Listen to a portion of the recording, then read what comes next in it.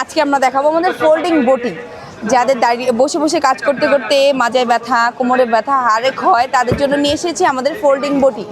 দাঁড়িয়ে দাঁড়িয়ে অনায়াসে আপনি মাছ, মাংস, শাকসবজি সব কিছু কাটাকাটি করতে পারবেন।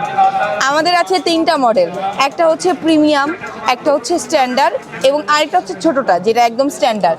আমাদের 2টা কোয়ালিটি হয়, একটা হচ্ছে গাড়ির স্প্রিং দিয়ে তৈরি করা আর একটা হচ্ছে উন্নত মানের শীট দিয়ে তৈরি করা। আপনি যখন দাঁড়িয়ে দাঁড়িয়ে কাজ করবেন যে কোনো কিছু, গাজর, পেঁয়াজ, আলু, এই যে যতটুকু চাইবেন, যত স্পিডে চাইবেন তত স্পিডেই কাজ করতে পারবেন।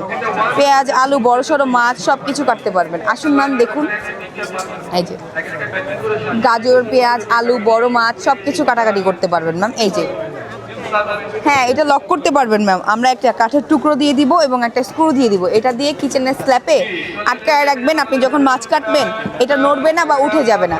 এই যে এভাবে কাজ করবেন, এটা নড়বেও না, উঠেও যাবে না। কাজ শেষে বটিগুলো আবার ফোল্ড করে রেখে দিবেন, কোনো রিস্ক হবে না। আমাদের নিজস্ব ফ্যাক্টরি হচ্ছে যশোরে, কামারের হাতে পিটিয়ে তৈরি করা।